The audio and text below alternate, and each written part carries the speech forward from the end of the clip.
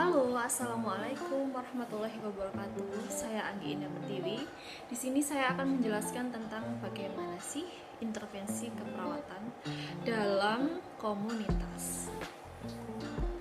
Nah, sebelum kita masuk ke pembahasan inti, sebaiknya kita mengerti terlebih dahulu ya, apa itu pengertian dari intervensi asuhan keperawatan pada komunitas.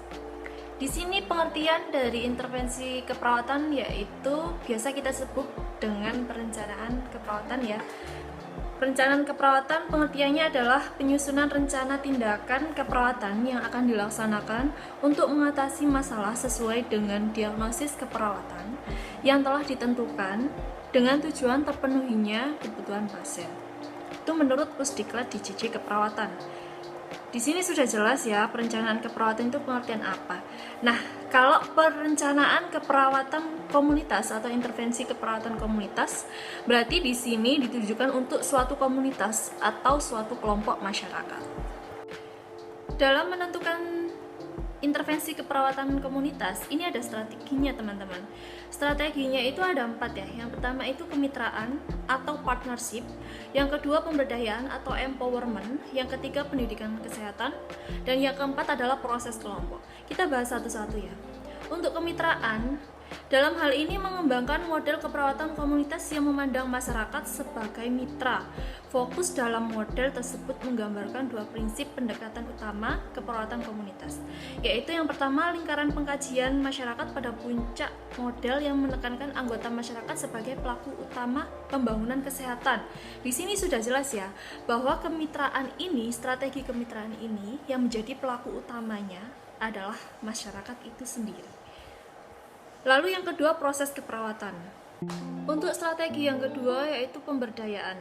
Konsep pemberdayaan dapat dimaknai secara sederhana sebagai proses pemberian kekuatan atau dorongan sehingga membentuk interaksi transformatif kepada masyarakat.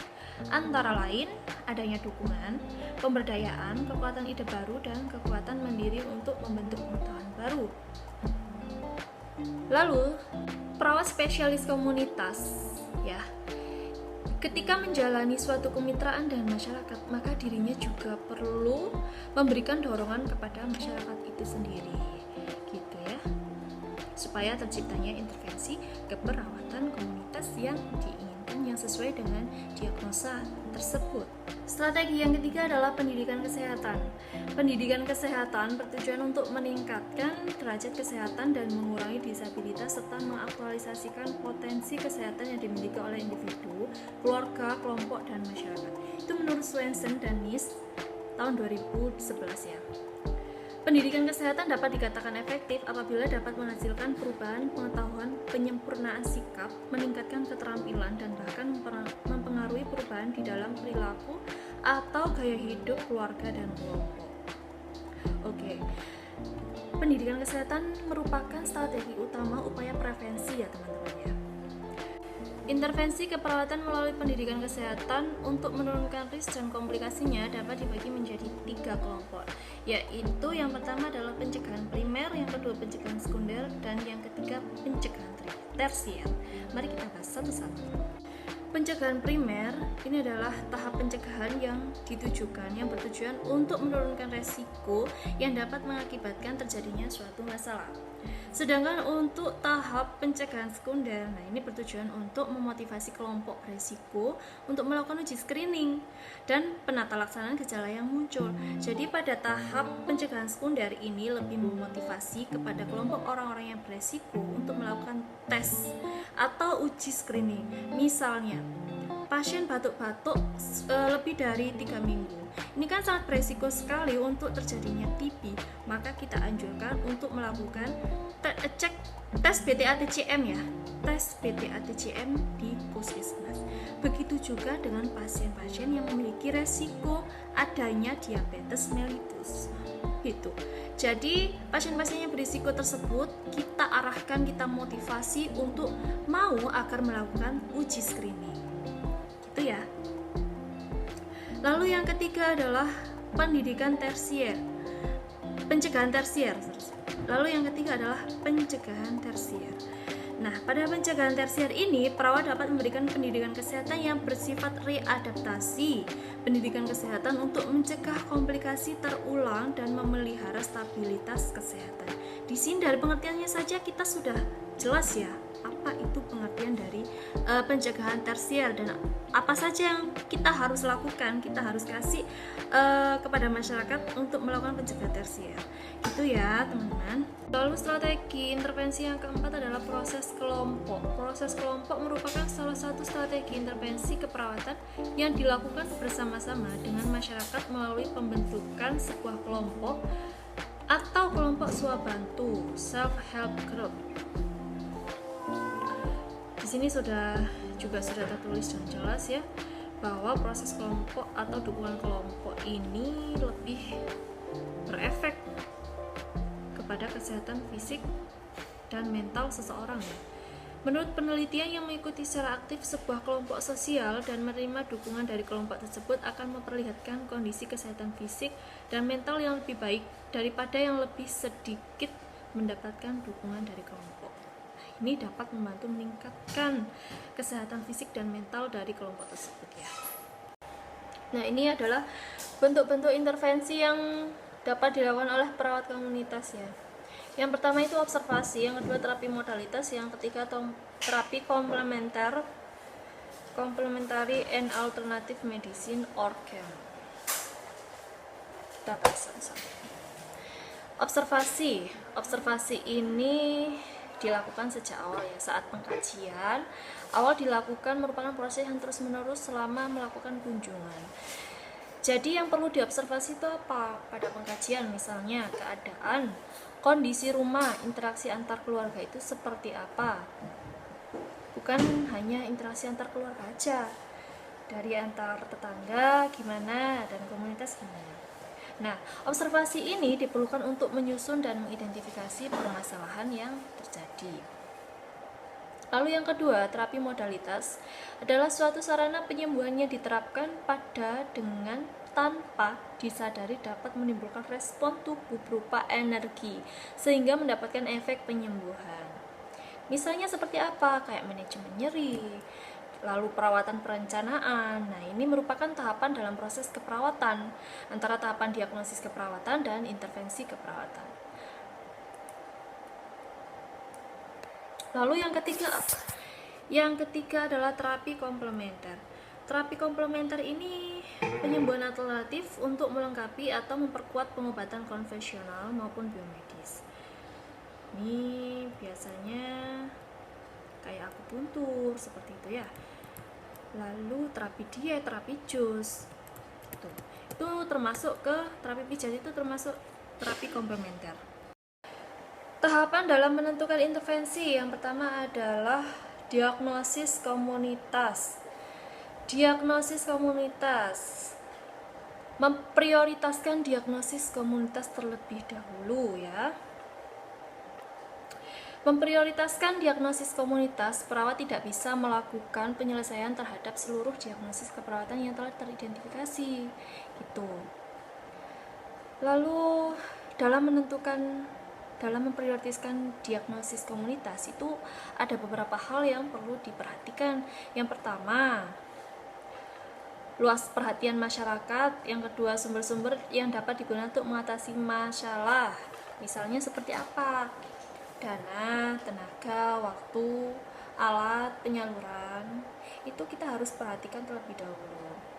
Yang ketiga, bagaimana cara mengatasi masalah tersebut.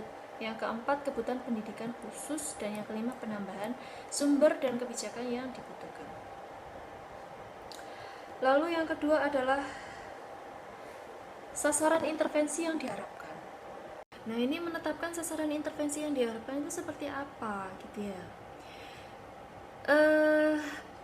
Contohnya itu gini, meningkatkan cakupan imunisasi pada bayi. Misalnya di suatu daerah A belum dapat imunisasi campak nih. Nah, ini sasarannya itu berapa cakupan imunisasinya? Tahun kemarin segini, tahun depan atau tahun ini berarti sasaran intervensinya itu agak ditingkatkan. Itu adalah contoh untuk menetapkan sasaran intervensi yang diharapkan. Itu harapannya ya. Lalu memperbaiki komunikasi antara orang tua dan guru. memperbaiki komunikasi antara orang tua dan guru sudah meningkatkan proporsi individu yang memiliki tekanan darah. Dan yang keempat, menurunkan jadian penyakit kardiovaskuler. Itu contohnya. Lalu tahapan yang ketiga apa? Tujuan yang diharapkan. Ini harus kita menetapkan ya, tujuannya apa, yang kita harapkan itu apa. Misalnya dalam suatu kelompok dilakukan edukasi pendidikan kesehatan ya, pendidikan kesehatan mengenai TB. Nah, dan ternyata di sebuah desa tersebut itu ada kasus TB yang banyak gitu.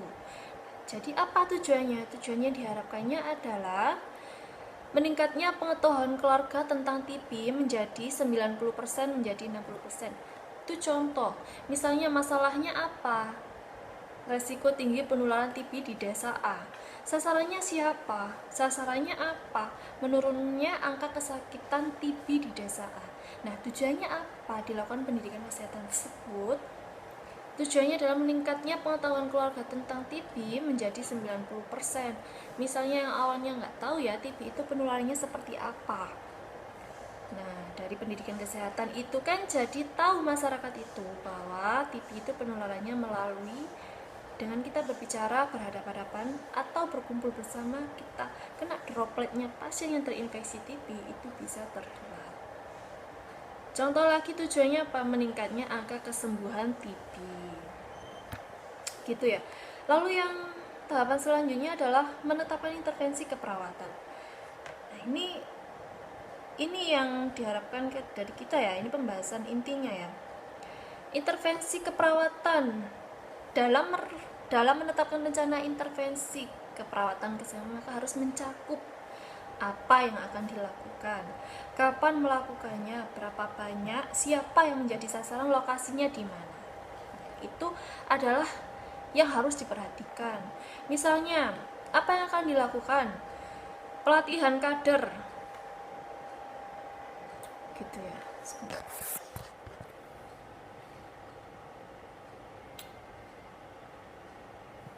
Misalnya seperti itu.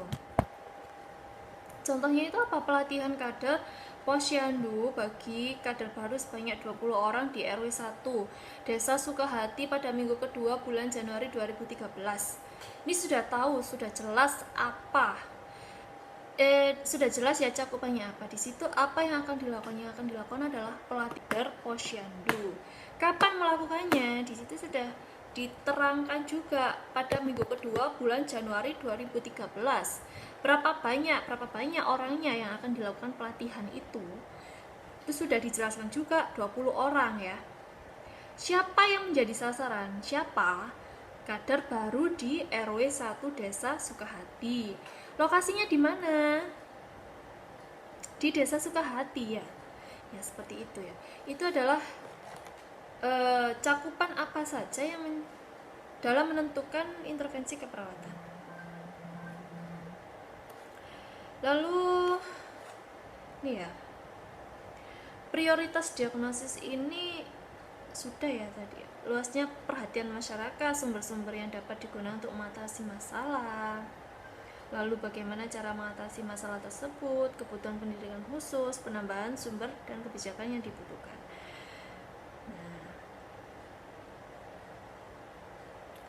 Berikut ini merupakan karakteristik dalam penulisan tujuan.